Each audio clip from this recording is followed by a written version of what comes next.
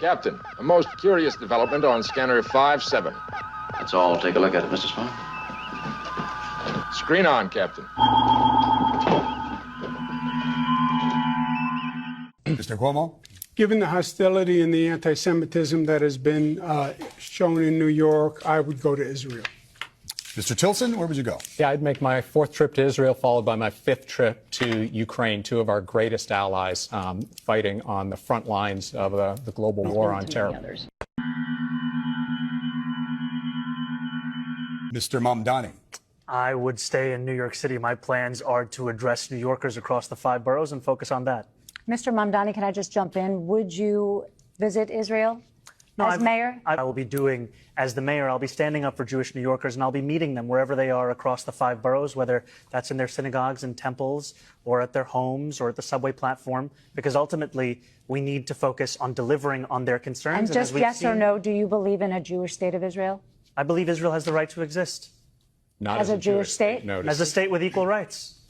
He won't, Okay. he Not won't as a say it Jewish has a state. right to exist as a Jewish state. Be very And his clear. answer was no, he won't visit Israel. I said that very That's what he was trying to say. No. Unlike No, you, I you answer, never- unlike you you, I never answer said questions no. very Okay. directly. All right, I and think I we're want to clear. be You very answered- clear. I you answered- believe every state should be a state of equal rights. Okay, thank you, Mr. Mamdani. It's only been 5 months and the administration is cracking. MAGA is crumbling because the resistance is working. We need to be there to catch MAGA when they fall. When they fall, we are going to be here. The administration is freaking exhausted because of that toxic work environment. They have to read scripts to keep up with their lies. They are embarrassed. They are going to burn out like a Tesla. Keep pushing. Most of the crowds, again, that I saw, that I spoke to, that I was interacting with, these are peaceful people that want to get their message across. They brought signs. They're out with families in some places, and others are obviously more agitant, have the mask on, and reportedly, I didn't see this, but reportedly throwing things back at authorities that are trying to do their jobs as well. What an asshole! You don't have to go to hell. You're in hell. This is hell. This is hell. This is hell. Because democracy basically means government by the people, of the people, for the people. But the people are retarded. Then strangled them, and finally dismembered their bodies. Right. Then do And homelessness and all that. And now, the voice you've been waiting for. There is a secret song at the center of the world, and its sound is like razors through flesh. I'm here to turn up the volume.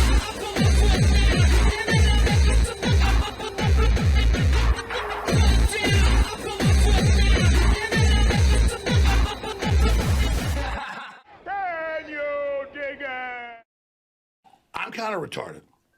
In any given week, it seems like there's one story that rises above the rest and becomes sort of the story of the week. Some weeks it could be debatable which story that is exactly, but I feel pretty confident in assuming that we could all agree that the biggest story of last week was the breakup heard round the world. Is that? I don't even know what to call it. But I'm curious, do you guys think this was real or fake? Please, just drop it down in the comments right now before I go any further and give my opinion on it. Just say real or fake. I'm wondering what the consensus on this is going to be. And my initial reaction was to lean more towards it being real because it didn't seem like they had anything to gain from it that would outweigh the fracturing caused by all these knuckleheads online deciding to immediately draw a line in the sand and take a side. Why would you do that? Even if it is real, why take a side? At the end of the day, they're both right and they're both wrong. Trump is right about there being a lot of good things in the bill, and Elon's right about there being a bunch of bullshit in there. Trump was wrong for making his response personal, because up till then Elon had only trashed the bill. He didn't say shit about Trump, but then once the personal back and forth started going, I'd say Elon was wrong for taking it to this level. That is, if this was in fact real. And they both just decided on the same day to start acting like little bitches, like petulant little children. And I'm trying to take into account my unconscious bias, because obviously I would rather this be fake. And it's the over-the-top nature of it all, and the playing into the perception that the left wing in the media try to portray them as. That's what has me thinking this is more likely their own little private psyop on the world. But why? What did they really have to gain from it? Well, for Elon, I mean, his time was up. He was leaving anyway. This allows him to put some distance between himself and Trump. And, well, let's just say I have a feeling that people aren't going to be firebombing his dealerships anymore. And you probably won't be hearing any more talk about his possible conflict of interest in getting preferential treatment on these contracts. And as for Trump, well, look it. This spending bill has become his, even though he didn't write it. I would be very surprised if he's actually even read it and knows what all is in it. By having this feud with Elon, now there's a lot of people taking notice. You've even got MTG saying that unless they make some changes, that she's not voting for this shit, specifically about the AI. But the bill is in the Senate right now. They can make these changes and send it back to the House. Because I'm telling you, if she is not going to vote for it, she's probably Trump's biggest loyalist in Congress. The bill is chock full of bullshit. A big, beautiful bill should be called the morbidly obese bill. The fucking Lizzo bill. And you've got fuckface Mike Johnson sitting there talking about how they'd been working on this bill for 14 months. Yeah, that's the fucking problem. You spend 14 months writing it, and then you can't even give the people a day to actually be able to read it before they gotta vote on it in the middle of the fucking night? What a shit cunt this dude is. Even had a rule that you're supposed to have 72 hours so that people can read these bills. But in this case, who decided to waive that rule? This little fat. Back on topic. I do think this was basically a way of him being able to criticize the bill without criticizing the bill, and touting it as the big, beautiful bill. Hard to turn around and say, actually, but there's a lot of bullshit in there. Who knows if we'll ever really find out for sure. Might as well just sit back and enjoy the memes. And I've got a few more little gems coming up in the meme review later, and they're a good counterbalance to the depressing nature of these next stories. This first one isn't so much anything new, it's more like just a sobering reminder of what everybody should have figured out long ago. And for those of you that don't know, this is John Kiriakou, an OG whistleblower that predates Snowden. He was the one whose revelations led to that Senate subcommittee on torture. If you want to have a good laugh, read the final report that subcommittee put out. You want to talk about a shit ton of redactions. But anyway, he was recently doing an interview with Tucker where he was talking about the ways that the CIA has of controlling the presidency covertly. It almost sounds like you're psychologically profiling the president. I think that's exactly what they do. And don't forget, they have an entire staff of psychiatrists and psychologists that do exactly that. And so they use the tools that they have employed for decades to subvert foreign governments to subvert their own government? Yes. As I said, there's nothing particularly new about this, but I think it's good to remind ourselves that even if you have somebody that's in the Oval Office that's trying to do the right thing, you're going to be surrounded by people that are pitching you the wrong thing. And to make the wrong thing more attractive, they'll have 5 other people trying to pitch you awful things. They'll have very carefully crafted, highly sophisticated, tailor-made propaganda. And even if you have somebody at the head of the CIA that's not a total shitbag, it doesn't change these networks. They'll isolate the CIA director just like they isolate the president. Oh, and for the record, the current CIA director, don't trust that asshole. But regardless, there are deep networks within the CIA, and they are still firmly in control a lot of the shit that goes on behind the scenes. Another total bummer of a fucking story was Kash Patel on Joe Rogan's podcast. Also, if I had a shred, me, Kash Patel, had a shred of evidence, the Russiagate guy, the Jan 6 guy, the COVID origins guy, had a shred of evidence that this guy was murdered, I would be the first guy to bring this case hard and fast. And I would even doing press conferences every week on it. Mm-hmm. The first guy. That's what I'm asking people to play out to their logical conclusion. I'm not Comey. I'm not McCabe. I'm not the guy that was in the seat before. I have a wildly different background. I've been putting out the truth my entire career. Why would I risk all of it on this guy? Why? Well, maybe because they threatened to kill your family, or they have a video of you fucking a goat, or giving a reach around to Dylan Mulvaney. I don't know why, but there's fucking possible reasons. I believe you. Catch the letter. Oh, yeah. I believe you. I don't. think that, the problem is we've been fuming on this conspiracy for so long. And we love conspiracies, don't we? No, as a country. It's There's good, so right? much fun. I mean, they make JFK TV. tapes, come on. So I'm How pretty much can confident. you talk about what you've seen? Not yet. Just what I've told you. Can you say you've seen anything? No, that's the point. That there's nothing in there, like in the video. You guys will be bored. You talking about the video of the murder or the suicide? The suicide. But what about the video from the island? Oh, sorry. So you're talking about two different things. So sorry. So again, we're going to give you everything we can, and people have to remember, we're not going to re-victimize women. We're not going to put that shit back out there. It's not happening, because then he wins. Not doing it. You want to hate me for it? Fine. Again, logical play out. If there was a video of some guy or gal committing felonies on an island, and I'm in charge, don't you think you'd see it? If you have access to it. If I have it. Period. Right. If I have it. So where else would it be? Right. If you have it. Right.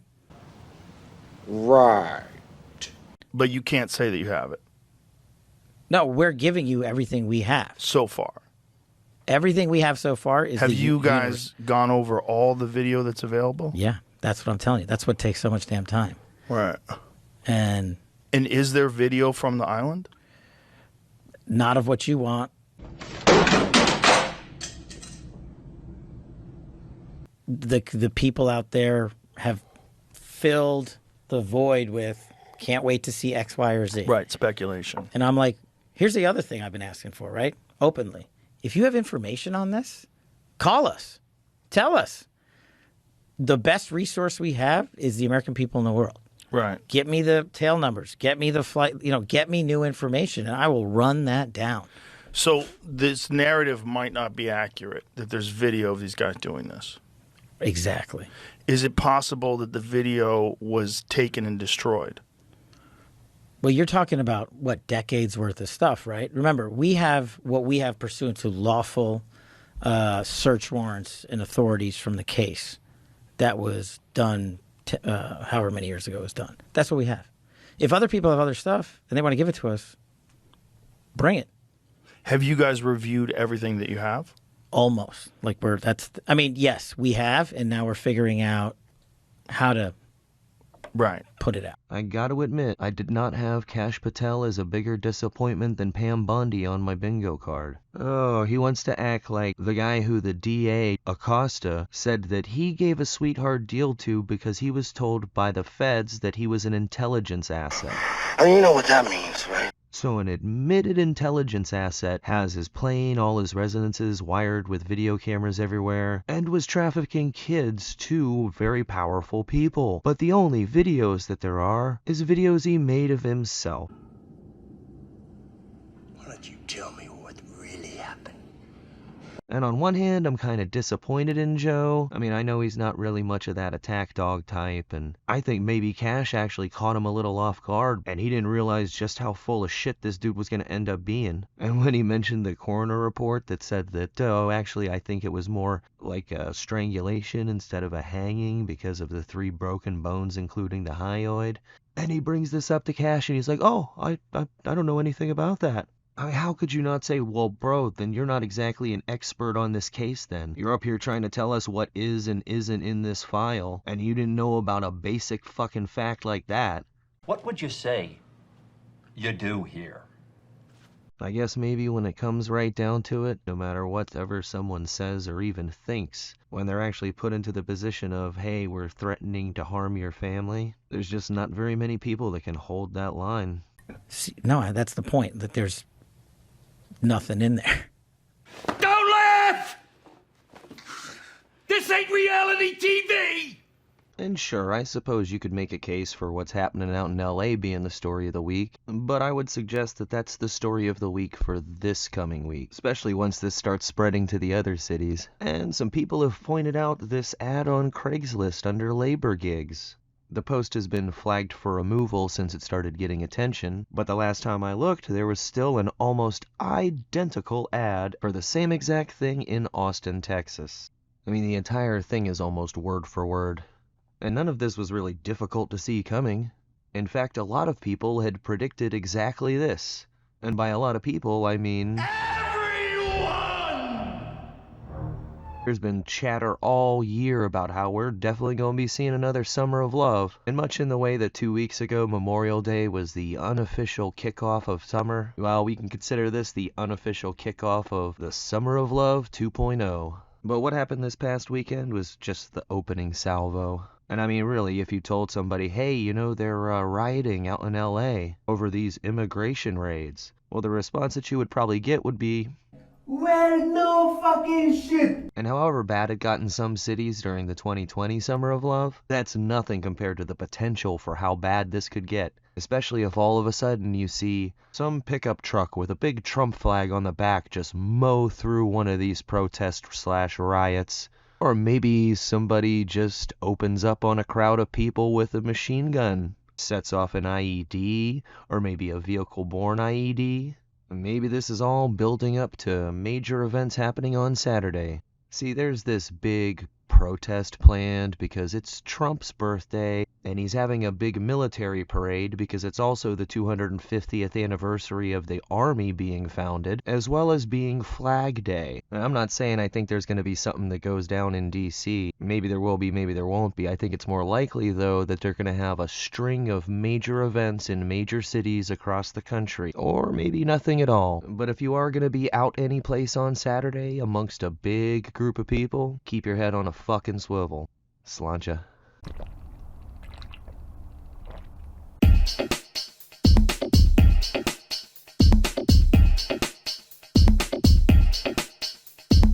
All I have in this world is my thoughts and my words, and I don't break them for no one. You understand? So say good night to the bad guy. So say good night to the bad guy. So say good night to the bad guy. So say good night to the bad guy. Come on. Come on.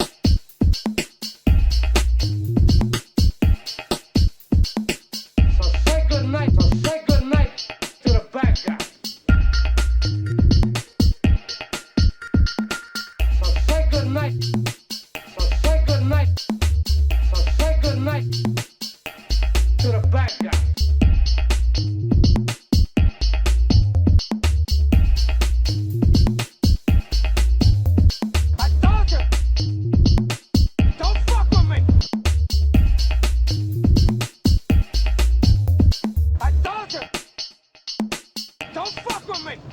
I told you. Don't fuck with me. I told you. Don't fuck with me. You stupid fuck.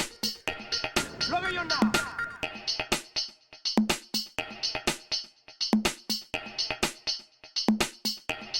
Look at you now.